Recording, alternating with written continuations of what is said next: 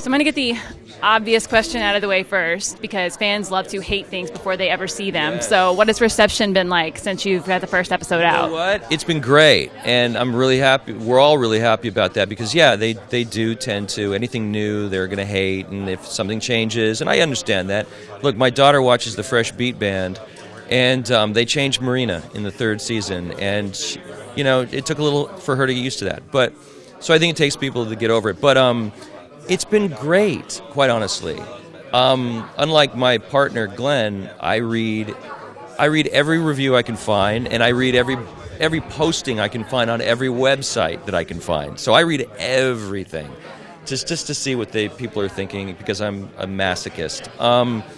And for the most part, I'd say 80% has been very, very positive. And I read all the second episode was aired yesterday, and it's even more positive. People like the second episode better than the first episode, because our goal with the first episode was we got to get over that hump and convince people that, hey, we're not going to destroy this world and we're going to pay homage to these characters. Get them to like it enough to come back for the second episode, which apparently they did, and like it even more.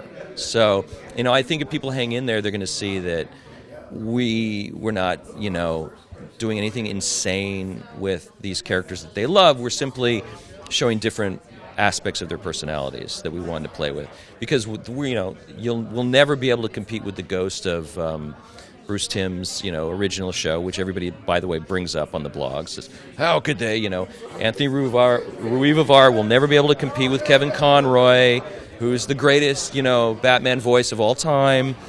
No one is disputing that. We just wanted, hey, this is a different take. It's a different permutation of it, and I think you guys will see if you watch a couple episodes, you'll see you'll really like it. It's fun. Good, and new is good. Change is good. And speaking of, the animation style for this is pretty different than anything we've seen before. What made you decide to go that route with Beware the Batman? Well, when we started working on this show, which for me was about 3 years ago, CGI was where everybody wanted to go. And, what you discover, this is the second CGI show I've worked on. CGI looks awesome. It's very time-consuming, and it's much harder than 2D. And the reason it's much harder than 2D is because you're dealing with three-dimensional objects. You're dealing with three-dimensional things. So, for example, say a storyboard artist boards a scene where, hey, we're going to go to this restaurant. The only backgrounds you're going to need to see are the ones that are shown in the panel. But when you're in 2D, but when you're dealing with CG, you have to build that restaurant. You have to build it, and that takes a lot of time. I think it took them 6 or 7 months just to build Gotham City, and Gotham City, so it worked. One of the big things, I don't know if Glenn's ever talked about this before, but when we built the Batmobile, the first version of the Batmobile was so big that when we put it on the roads that were built in Gotham City, it couldn't turn, and we discovered that so we were like, okay, great. So we have a Batmobile that can't make a U-turn, that every time he's in a chase, he's going to have to make a 3-point turn. That's not going to work. So, so those are all the things you have to take into consideration that you don't have to do in 2D. The other thing is the lighting. You can do amazing things with lighting in CGI. You can really show black. You can really show, if you see the pilot, the first episode, there's those shots where the guy's firing at Batman and he disappears into the darkness and pops up again. That's really hard to do in 2D, but you can do it really great in 3D. What you don't realize is when you design a character in a shiny black suit and you have real lighting coming down on him, that character will appear black under some lights, but if he walks, say, under a neon green light or a pink light, he turns pink or he turns green. And when we aired the pilot for the network the first time, that was the big comment was from the executives was like, why Batman, his costume keeps changing. And so we were like, oh yeah, okay, great. So then you have to go back and you have to figure out, all right, we're going to have to manipulate the lighting in these certain places and not make it as reflective. And all of these things you never have to think about in 2D. And that's what makes it really, really hard. Yeah, but I think I'd be a fan of color-changing Batman costumes. Maybe we can make that happen. Trust me, we have footage of it happening. Yeah, well, you know what?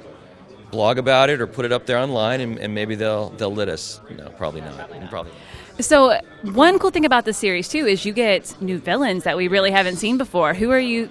Was there anybody you just totally nerded out over getting to bring into the series? Yeah, there's a couple. And I don't think I can talk about one of them because he comes later on. But Mag I was a big fan of Pig and Toad from the Grant Morrison comic book, so that was great to be able to bring those guys in. One of my favorite comic characters was a character that I wasn't that familiar with until I started working on the show, which was Magpie. And I like her simply because psychologically we were able to do a lot with her. Humpty Dumpty is another character, actually, which became a big favorite of ours because we didn't realize when we chose him and developed his backstory, and then I can say Humpty Dumpty because we're showing that episode today. He became, and the voice actor, whose name I'm sorry escapes me, but you know him, he plays Badger on Breaking Bad. He's great. And he brought this weird quality to the character of like, yes, he's totally, Humpty Dumpty's completely insane, but he's sweet in a weird, creepy way. So because of that, the episode became really weird and creepy, and that character became really popular, so we brought him back again. Bye, Glenn. What do you... Anyway, so Humpty actually became a big favorite of ours simply because we were like, oh, this guy's nuts. He's nuts, but I feel sorry for him in a weird way. So that's always fun. And Magpie for the same reasons. Very cool. And so this Batman also feels like he gets to be more of a detective. Like he's younger, very precise. So what was it like to get to develop like that sort of Batman? Great. And fun in different ways for us. One of the fun things that starts showing up in the episodes as it goes along is we wanted to make Batman, the idea behind our version of Batman was that he was this kid who, because he had witnessed his parents being murdered in front of him, it hardwired his brain and messed him up psychologically to the point where he now sees crime like everywhere, and he can't turn his brain off because of it. And at a certain point in his life, he started to lose it. He started to like, I'm going nuts because I can't stop this. And so that was so Batman became his release valve. So the two of them sort of need each other, which is why in the series, you're going to see that he refers to them as two different people. He refers to, when he talks about Batman, he talks about Batman as if he's a different person. And when he talks about Bruce Wayne, when Batman talks about Bruce Wayne, he talks about Bruce Wayne if he's a different person. So he really does consider them two separate people. Although Alfred knows that, obviously he's not. But, so in doing that, we were able to then start playing with other aspects of him. Like you're going to start to notice in the series that he never eats, that he's doing something which we sort of thought we were making up and then found out it's actually true, called body hacking, which is where, if you look online, believe it or not, it is now a thing, which is where all these computer guys are trying to figure out ways to manipulate their food intake so that they can code longer. And basically, Bruce Wayne is doing the exact same thing, except he's doing it so that he can sleep less and be out there on the street more and make his brain sharper and all this stuff. So he's always, throughout the series, you're going to see him trying and manipulating what he eats and things to do that. And then the fun part became, too, is because he's so intelligent, we found we started putting these words that were really, really hard to pronounce in the show because Anthony Ruivovar, who plays Batman, had trouble pronouncing them.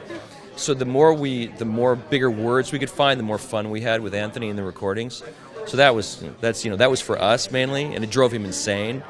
But so it was a lot of fun to be able to play with that aspect of Batman because a lot of times, even in some of the Christian Bale stuff, you don't get to see that. You don't get to see how intelligent this guy is, and that in the second episode there's a scene where he basically analyzes Katana while they're sitting at a dinner table. And, he basically analyzes how she talks to Alfred, how she looks at him, and deducts simply from that she has a past relationship with Alfred that he didn't know about, which Alfred didn't want Bruce to know about. And he deducts that simply from, like, watching her body movements, and he goes through this whole thing. And so those are always kind of fun. That's fun stuff to do, and it's stuff that you haven't really seen before either, so... Well, and that kind of detective work makes you wonder, Sherlock or Batman, who would figure it out first? I'd like to think Batman would, but they certainly owe a lot to each other. I think Sherlock is a little bit more closed off because he's just the one man, and everybody knows that Sherlock is also a drug addict. So Bruce is not. Bruce respects his body far too much for that. So I think probably Bruce would. But you never know. I think they go pretty good. They go pretty head-to-head on that. I'd like to see them team up. It would be great, wouldn't it? That would be awesome. Yeah. So, quickly, I know Alfred is different as well. He's got some military background. He's kind of helping Bruce train. How did you decide to make their relationship kind of that different dynamic? We wanted Alfred to be a guy who at one time had probably been a lot like Bruce, and that he would, we everybody was used to the sort of upper crust, stuffy sort of Alfred, and so we said, well, let's not do that. Let's make him. There has been hints that he was in MI6 in the comic books. Let's really just run with that, and so let's make him working class. Let's make him a guy who has a lot more street sense than we would have thought Alfred would have had. Let's make him a dude who, in his day, would have rivaled Bruce Wayne in terms of strength, and now he's getting older again. And the reason we did that was because we wanted Alfred to be a guy who looks at Bruce and goes, obviously you're strong, you're super intelligent, but you don't have the life experience that I've had, and you haven't dealt with the type of people you want to deal with like I have. Alfred has seen, and we're going to find out more about this later, he's seen bad stuff, and it's affected him. And what we find out, and then we also, and that was why Katana came in, because we said, well, let's bring a character in who Alfred has a back history with, who he trusts to take over for him in case he's not around anymore, in case something happens to him. Somebody that he would trust to sort of be with Bruce because he worries about Bruce. And that's why we find out in the second episode that Katana is Alfred's goddaughter, that she's the daughter of Alfred's former partner in MI6 who died. And then we're told one reason why the partner died. We're going to find out something else later on, and that's going to cause conflicts and stuff like that, because Katana grew up with this one belief that was told to her by Alfred, who's sort of like a father figure to her, just like he's a father figure to Bruce. And that was the third reason we did it, was we wanted Alfred to sort of be, these are his children. So Katana's like a child who he raised. He's raised Bruce as well. There's going to be another character that's going to come up that's going to also be in that realm. I can't talk about who that is. And that's going to cause a whole conflict. So by making him this new version of Alfred, it opened the doors to all kinds of stories that we could tell.